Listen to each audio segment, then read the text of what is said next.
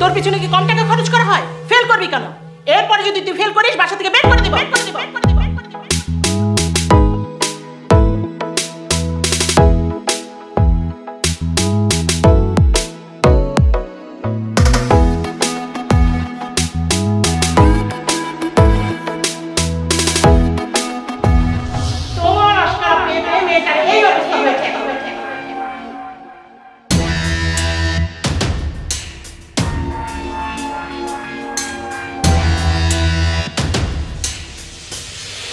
কি কি করছেন?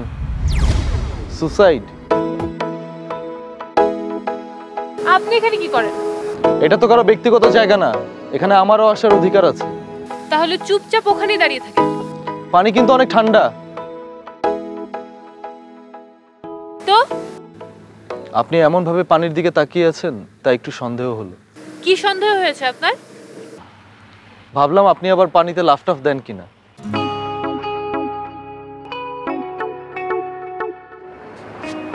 এক্সকিউজ মি, আমি কেন পানিতে লাফ দিব? আর আমি পানিতে লাফ দিলেই বা আপনার কি? আমার কিছু হবে না, সমস্যা হবে তো আপনার। এখানে পানির গভীরতা অনেক কম আর পানি অনেক ঠান্ডা। আপনি মরবেন না, তবে ঠান্ডা জ্বর সর্দি বাঁধিয়ে একটা বিতিকিচ্ছিরি অবস্থা হবে। আর আপনি যদি এখান থেকে লাফ দেন তাহলে আপনার হাত পা ভেঙে ৩-৪ দিন আইসিইউতে ভর্তি থাকতে হবে। দেখেন, ওভার স্মার্ট হওয়া কিন্তু ভালো না। থ্যাঙ্কস। আপনি আসলে একজন ফালতু মানুষ। যত সব।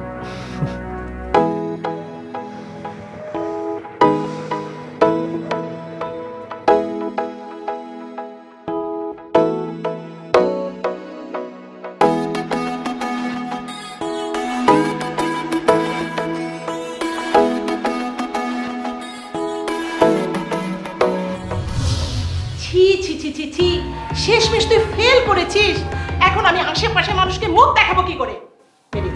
বেরিয়ে যা বাসা থেকে। এই বিষয়টা নিয়ে তো বাড়াবাড়ি করো না তো। তুমি চুপ করো।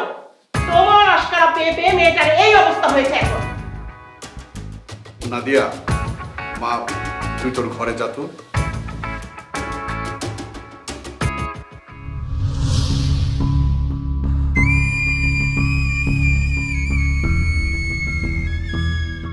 লাফ দেওয়ার প্ল্যান থাকলে এখানে লাফটা না দিয়ে এখান থেকে একটু সরে 2 ফিট বামে গিয়ে লাফটা দেন। আমি আপনার পাশে না, আমি এই যে এখানে আপনার পেছনে।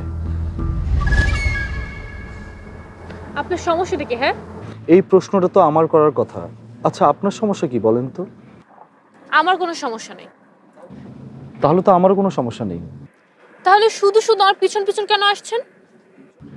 এই জন্যই মানুষ বলে মানুষের উপকার করতে নেই। তো কি উপকার করতে আসেন শুনি? এই যে আপনি যে স্থানে দাঁড়িয়ে আছেন তার ঠিক নিচে হচ্ছে ব্রিজের পিলার। আপনি যদি এখান থেকে লাফ দেন, ভুল করে ব্রিজের রেলিং বা রডের সাথে আপনার জামা কাপড় আটকে গেলে তখন কেমন একটা বিপদ হবে বলেন তো? মানে? মরতেও পারলেন না, এইভাবে সারা রাত ঝুলে থাকবেন, তারপর সকাল হলে ফায়ার সার্ভিসের গাড়ি এসে আপনাকে উদ্ধার করবে। উদ্ধার করলে করবে, তা আপনার সমস্যা কি? আরে ভাই, এই দেশের যে অবস্থা, ফায়ার সার্ভিস আসার আগে সাংবাদিক এখানে চলে আসবে, তখন নানা টিভি চ্যানেল আপনাকে লাইভ টেলিকাস্ট করা শুরু করে দিবে। আপনি একটু ভাবেন তো, আপনি জীবন্ত একটা মানুষ, আপনার স্যালোর কামিজের কারণে আপনি ঝুলে আছেন, আর এটা সারা দেশে টিভিতে বসে সবাই দেখছে, তখন কি আপনার মান সম্মান কোনো কিছু থাকবে?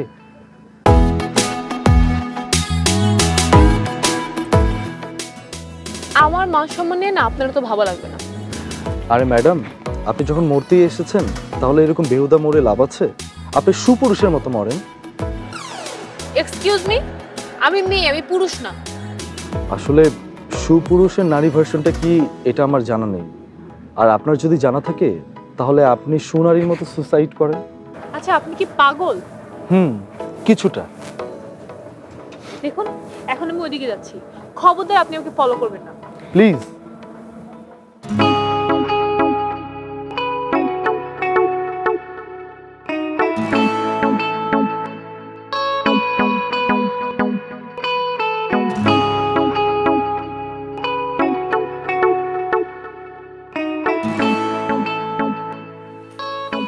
তোমাকে তোমাকে আগেই বলেছিলাম এত বাড়াবাড়ি করো না। নাদিয়া তো আর বাচ্চা মেয়ে না, তাই না? এখন শব্দ আমার, তাই না? লাই দিয়ে দিয়ে মেয়েকে মাথায় তুলেছ, কোনো কথা বললেই তোমার মেয়ে মেজাজ গরম হয়ে যায়। আচ্ছা, কি করেছে? আমার মেয়ে ফেল করেছে, তাই বলে তুমি এইভাবে অপমান করবে? কি করব, আমার মাথা গরম হয়ে গিয়েছিল। শোনো শিউলি, দুনিয়াতে সবার মেধা সমান না। যদি তাই হতো তাহলে দুনিয়াতে ডাক্তার, ইঞ্জিনিয়ার আর বিজ্ঞানীদের দিয়ে ভরে যেত। তাই বলে আমার মেয়ে ফেল করবে, এই লজ্জা আমি কোথায় রাখবো? এখানে লজ্জার কি দেখলে তুমি? দুনিয়াতে হাজার হাজার স্টুডেন্ট ফেল করছে। Failure is the pillar of success. থাক, আমাকে আর জ্ঞান দিতে হবে না। জ্ঞান না, তোমাকে আমি বাস্তবতা বলছি। এখন আমার মেয়েকে খুঁজে দাও তুমি।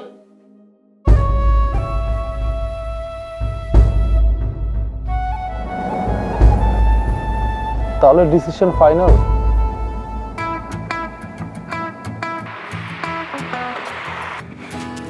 আমি আমার পুরো লাইফে আপনার মতো আরেকটা ছেঁচড়া মানুষ দেখিনি। আর কোনোদিন দেখবেনও না। আচ্ছা, আপনি আমার কাছে কি চান বলেন তো? কিছুই না। তাহলে বারবার নিষেধ করার পরে আমার পিছনে কেন আসছেন? আচ্ছা, এই ব্রিজটা কি শুধুমাত্র আপনার? আমার যেখানে খুশি আমি সেখানে যাব। এখানে তো কোথাও লেখা নেই যে নো এন্ট্রি। তাহলে এত বড় ব্রিজ থাকতে, এত জায়গা থাকতে আপনি আমার আশেপাশে কেন ঘুরঘুর করছেন?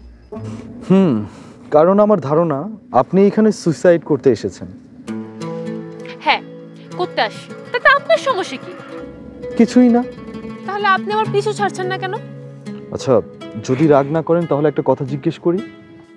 হ্যাঁ, বলেন। আপনি কি সত্যি সত্যি এখানে সুইসাইড করতে এসেছেন? হ্যাঁ। Good, great decision.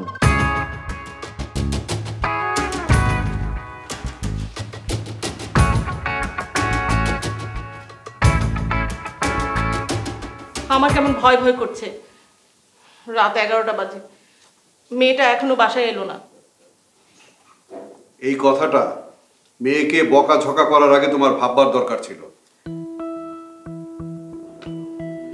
এক কাজ করো, নাদিয়ার রুমে গিয়ে দেখো তো ওর ব্যবহার করার জিনিসপত্র সব ঠিক আছে কিনা।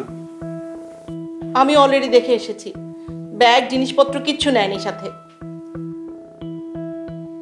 তাহলে তো মনে হয় রাগ করে বাসা থেকে পালিয়ে যায়নি।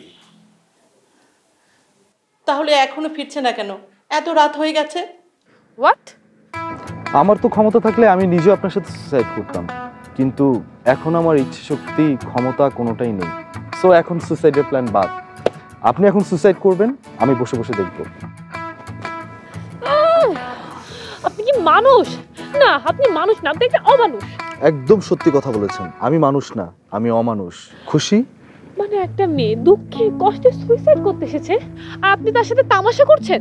তামাশা তো আমি করছি না, তামাশা করছেন আপনি। মানুষের একটা মাত্র জীবন, আর সেই জীবনটা আপনি অবলীলায় নষ্ট করতে চাচ্ছেন। আমি সুইসাইড করবই, আমাকে কেউ বাধা দিতে পারবে না। আমি আপনাকে বাধা দিচ্ছিও না, আপনি প্লিজ লাভ দেন, আমি দেখব। আশ্চর্য ব্যাপার, আপনি বললে আমার লাভ দিতে হবে? আমার যখন ইচ্ছা করবে আমি তখন লাভ দিব।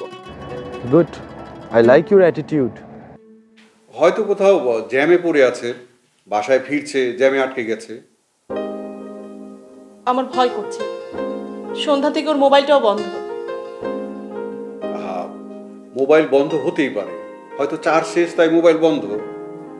তোমার মেয়ে সন্ধ্যা থেকে গায়েব, আর তুমি পায়ের উপরে পা তুলে বসে আছো। কেমন বাবা তুমি?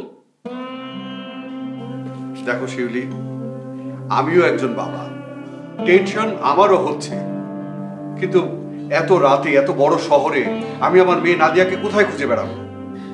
আমি কিচ্ছু জানি না, তুমি আমার মেয়েকে এনে দাও। আর একটু অপেক্ষা করো, দেখি রাত 12টার মধ্যে নাদিয়া বাসায় ফিরে কিনা। তা না হলে আমরা থানায় যাব। থানায় কেন?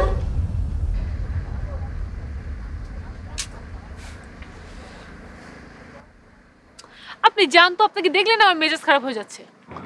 বললাম তো, আপনার সুসাইড না দেখে আমি কোথাও যাব না। অনেক দিন হয় আমি সুসাইড দেখি না, আজকে মনে হয় আমার ভাগ্যটা ভালো, সুসাইড দেখব। আচ্ছা ঠিক আছে, আপনি দাঁড়িয়ে থাকেন, আমি লাফ দিচ্ছি। আচ্ছা, আমি কি আপনাকে হেল্প করব? এবার কিন্তু আমার মেজাজটা চরম খারাপ হচ্ছে। এই, সুইসাইড করতে আমার আপনার হেল্প লাগবে কেন? আপনার কাছে কি আমাকে দুর্বল মনে হচ্ছে? আমি আসলে সেটা মিন করে বলিনি। ব্রিজের রেলিংটা একটু উঁচু তো, আপনার উঠতে কষ্ট হবে, তাই আমি আপনাকে নিচ থেকে ঠেলা দিয়ে হেল্প করতে চাচ্ছিলাম। এই, খবরদার আমাকে হাত দিবেন না। উফ, আমি এখন লাফই দিব না, আর মুডটাই নষ্ট হয়ে গেছে। আচ্ছা, বুদ্ধিমানের মতো একটা সাজেশন দিই। কি সাজেশন দিবেন? সুইসাইড করতে মানা করবেন, তাই তো? মানা কেন করব? মাথা খারাপ? কিন্তু আপনি এখন সুসাইডটা না করে পরে করলে ভালো করতেন। বাহ, অনেক বুদ্ধিমানের মতো সাজেশন দিবেন। তো কেন পরে করব শুনি? শোনেন, এখন বাজে রাত 12:30। এখন যদি আপনি লাভ দেন তাহলে তো কারো টের পাওয়ার কথা না। মিনিমাম সকাল 7টা-8টা নাগাদ আপনার ডেড বডি খুঁজে পাওয়া যাবে। ততক্ষণে তো আপনার ডেড বডি অর্ধেক পচেই যাবে, আর এই পানিতে লাশ গলে চেহারা তো পুরো ভ্যাটকে যাবে। তাতে আপনার কি? আপনি এত সুন্দরী একটা মেয়ে, আপনি একটু ভাবেন, আপনার যদি এই ভ্যাটকানো মার্কা চেহারা দিয়ে সবাই নিউজ করে, তখন কি এটা আপনার পছন্দ হবে? মোটেও না। ভ্যাটকানো হোক আর ফ্রেশ হোক, আমার চেহারা তো আমারই, আমাদের তো কোনো প্রবলেম নেই। আপনি আমার কথা শুনেন, সূর্য ওঠার পর আপনি লাফটা দেন, ততক্ষণে মানুষজন আপনার ডেড বডিটা খুব তাড়াতাড়ি খুঁজে পাবে, একদম টাটকা। আপনি তো ভয়ঙ্কর খারাপ মানুষ। খারাপ কি বললাম? নিজের জীবনের মূল্যায়ন তো করলেন না, মরলে একটু স্টাইল নিয়ে মরেন। চুপ থাকেন তো, বেশি বকবক করবেন না।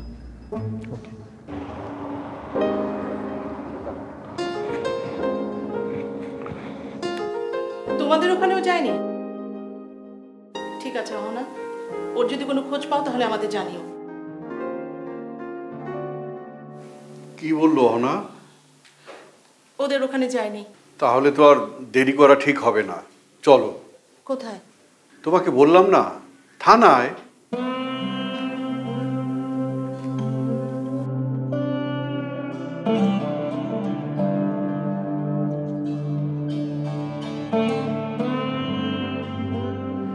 কি ব্যাপার, চুপ করে আছেন কেন? আপনিই তো বকবক করতে মানা করেছেন। একদম বোবা হয়ে বসে থাকতেও বলিনি। ডিনার করেছেন? না।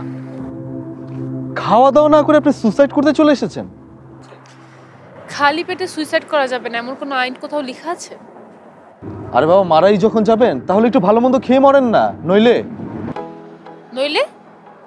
নইলে মৃত্যুর পর আপনার আত্মা রেস্টুরেন্টে ঘুরঘুর করবে। শুনেন, আমি না তো ছেঁচড়া না যে মৃত্যুর পরে রেস্টুরেন্টের মধ্যে ঘুরঘুর করব। মরার আগে সবাই একই কথা বলে। এমন ভাবে বলছেন যেন নিজে না জানি কতবার সুইসাইড করেছেন।